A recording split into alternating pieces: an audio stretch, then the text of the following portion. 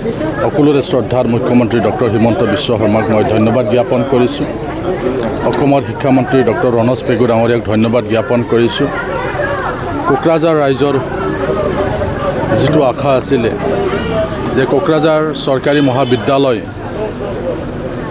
Cotton কলেজৰ নিচিনা cotton ইউনিভাৰ্চিটিৰ লেখীয়াকৈ আমাৰ কোকৰাঝাৰ চৰকাৰী মহাবিদ্যালয়ো যেন এদিন কোকৰাঝাৰ ইউনিভাৰ্চিটিত যেন পৰিণত হয়, সেইটো এটা ডাঙৰ এটা আশা আছিলে। এই আশা আজি পূৰণ হ'ল। আমি দেখিবলৈ পাইছোঁ যে আমাৰ কোকৰাঝাৰ যি বিশ্ববিদ্যালয়, এই বিশ্ববিদ্যালয়ৰ গেজেট অলৰেডি পাছ হৈ গ'ল। গতিকে আজি কোকৰাঝাৰ মহাবিদ্যালয়ৰ যি বিশ্ববিদ্যালয়লৈ যি উন্নতিকৰণ কৰা হ'ল, আজি কোকৰাঝাৰ বিশ্ববিদ্যালয়ৰ মেইন যে গেট, এণ্ট্ৰেন্স গেট, আজি ইয়াত ফাউণ্ডেশ্যন কৰা হৈছে। তো তাৰ বাবে মই মুখ্যমন্ত্ৰী ডাঙৰীয়াকে প্ৰথমে ধন্যবাদ জ্ঞাপন কৰিছোঁ।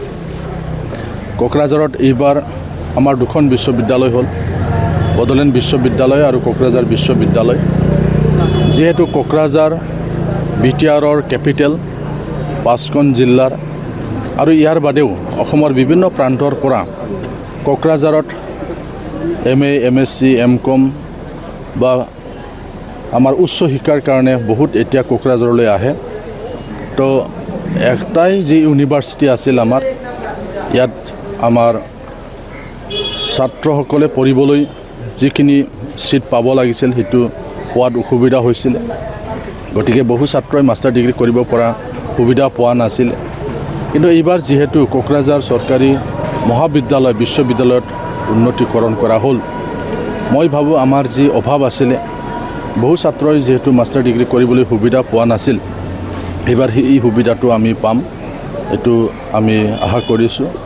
আৰু লাহে লাহে যেন কোকৰাঝাৰ এডুকেশ্যনেল এটা হাব যেন হয়, সেইটো আমি বিচাৰিছোঁ। ইয়াৰ কাৰণে কৰিবলগা যথেষ্ট কাম আছে।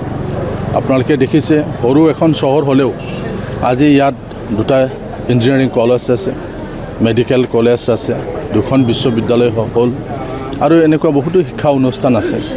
গতিকে লাহে লাহে কোকৰাঝাৰ যিহেতু এতিয়া পিচফুল হ'ল, শান্তি আহিলে, এতিয়া পঢ়া শুনাত মনোযোগ দি আছে ল'ৰা ছোৱালীবিলাকে।